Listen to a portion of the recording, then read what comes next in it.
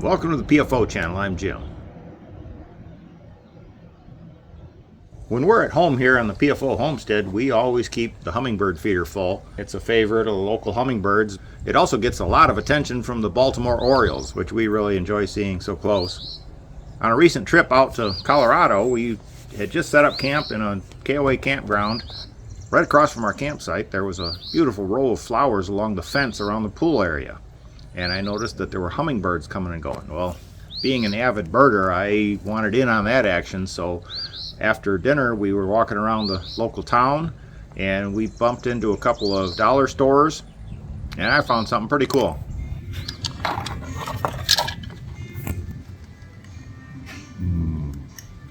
Okay, that looks interesting. Yeah, that looks pretty cool. Yeah, there's a little bag, 2 pounds. That'd be perfect.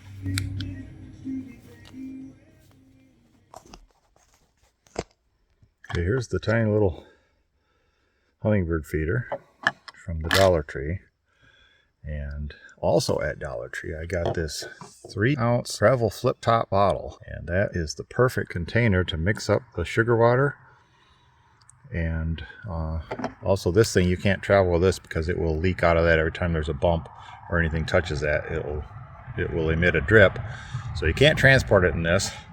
And if you're like us, you don't stay long enough in one campsite for the birds to empty out the whole feeder. So I transferred into this for transit and then back into the feeder at the next place until it needs to be refreshed. And this bottle is conveniently 4 inches tall.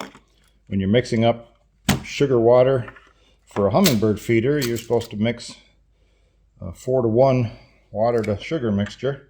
So this is pretty convenient that I can just put a mark at the 1 inch.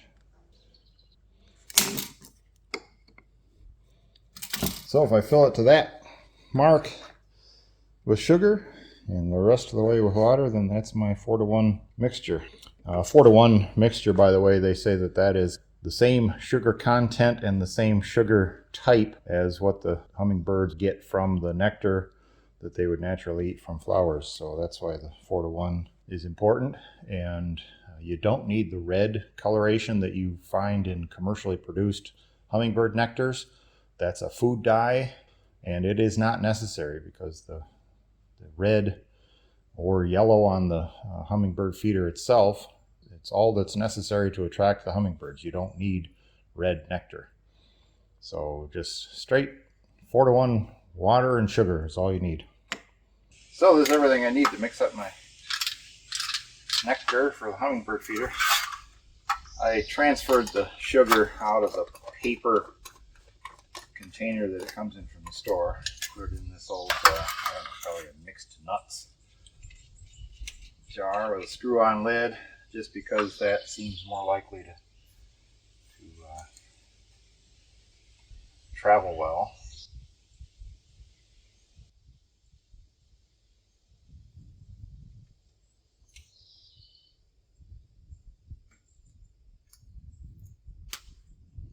There's my 1 inch mark, so that's all the sugar I need.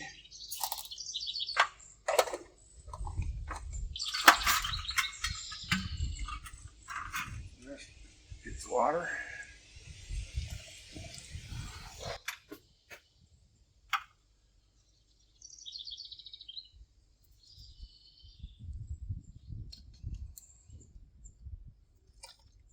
Shake that up a bit. We'll let that set for a bit to finish dissolving.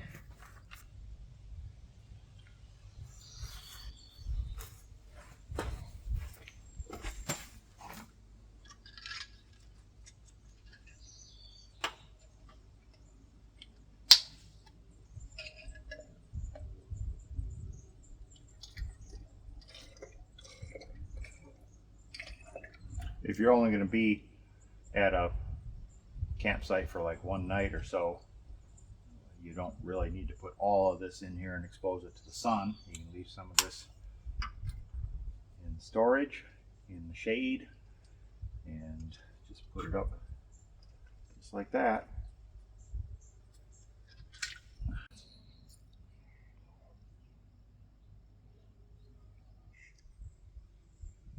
right, there it is hanging on the awning. You could put a longer wire if you wanted to, but this will work just fine. So hang it up in campsite and see what happens.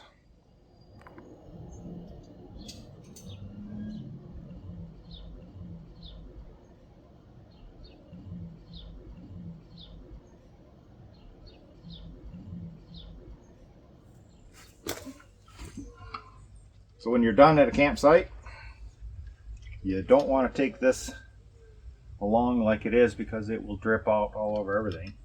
So you have to make a judgment call what to do with the nectar that's in this. If it's been out in the sun for any length of time, I mean even a full day or several hours, I don't know that I would pour it back into the container if you have some fresh nectar still in the container like I do here. If you choose not to put it back into the main container, be careful where you pour it. Don't just pour it out on the campsite because that's going to attract ants for the next guy that has to camp there.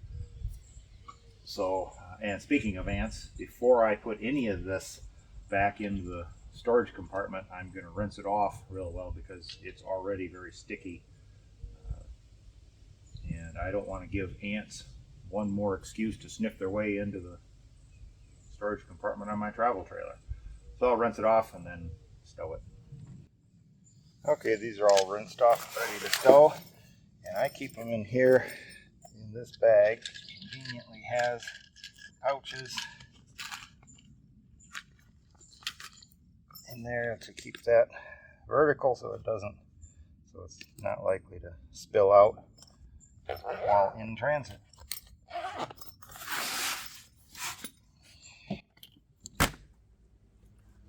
Well, that's a lot more than I ever thought there'd be to say about a hummingbird feeder.